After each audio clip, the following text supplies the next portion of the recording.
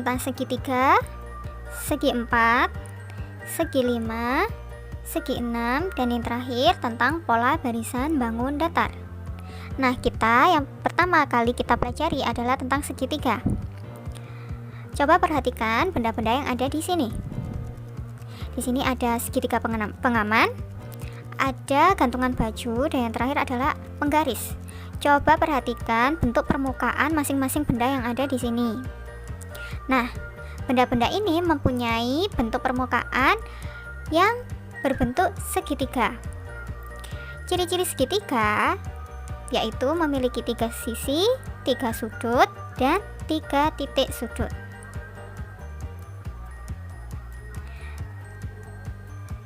Nah, di pembelajaran yang sebelumnya di subtema 1, Ibu sudah menjelaskan tentang titik sudut, sisi, dan sudut. Titik sudut merupakan titik pertemuan antara dua garis, atau bisa kalian sebut dengan ujung dari bangun datar. Nah, sisi merupakan batas dari bangun datar. Sedangkan sudut merupakan daerah pertemuan antara dua garis. Jadi daerahnya pertemuan antara dua garis itu namanya sudut, sedangkan ujung pertemuan antara dua garis itu namanya titik sudut.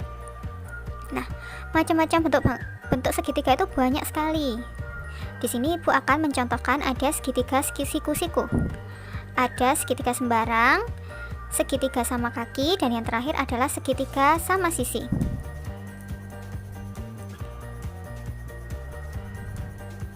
Nah, anak-anak, coba tebak ini jenis segitiga yang apa?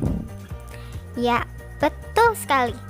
Ini adalah segitiga siku-siku. Kenapa disebut dengan segitiga siku-siku?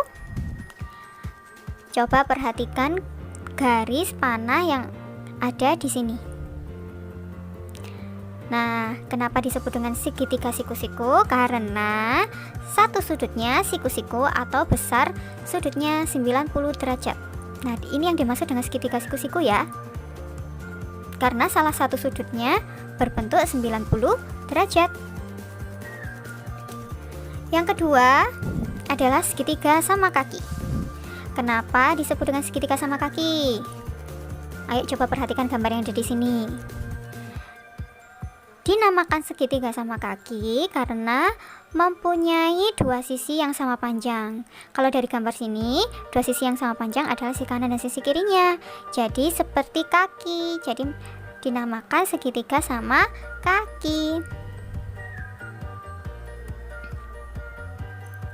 Kalau yang ini, coba kalian tebak ini merupakan contoh segitiga apa? Kenapa disebut dengan segitiga sembarang?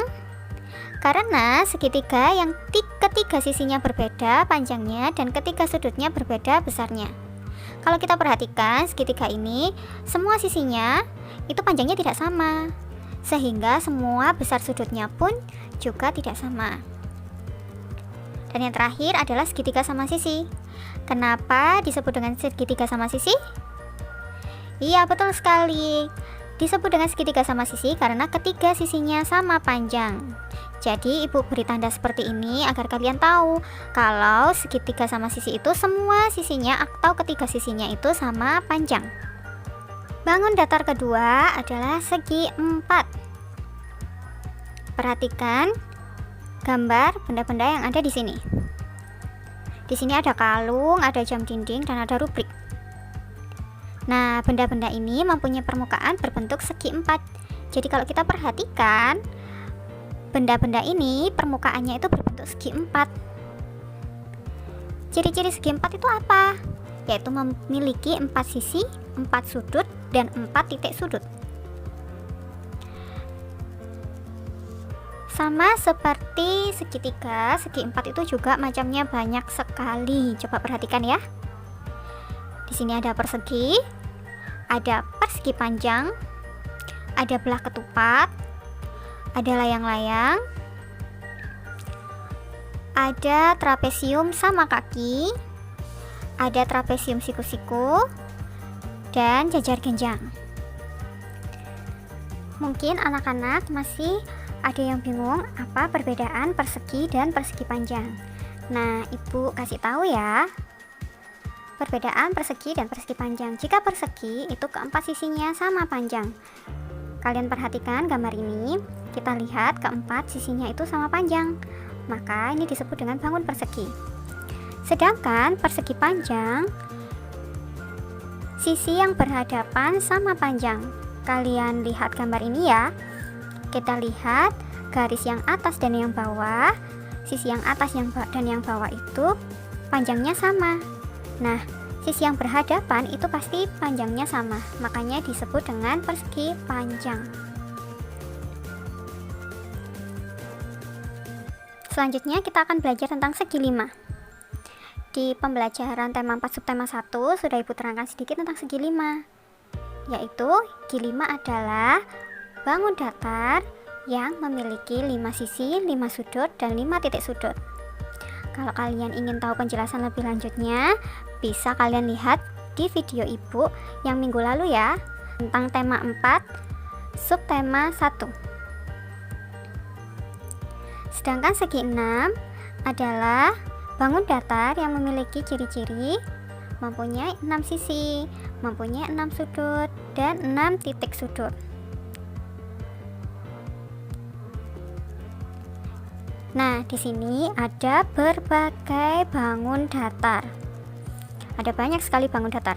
Coba kita kelompokkan mana yang termasuk segitiga, segi 4, segi 5, dan segi 6. Ternyata bangun D, J, dan E merupakan bangun segitiga, sedangkan bangun B, F, G, M, dan L merupakan bangun segi 4. Sudah tahu kan bedanya? Kalau segitiga sisinya pasti ada 3. Kalau segi 4 sisinya pasti jumlahnya ada 4. Sekarang kita lihat yang bangun yang termasuk bangun datar segi 5. Ternyata bangun A merupakan bangun datar yang berbentuk segi 5 dan juga bangun I.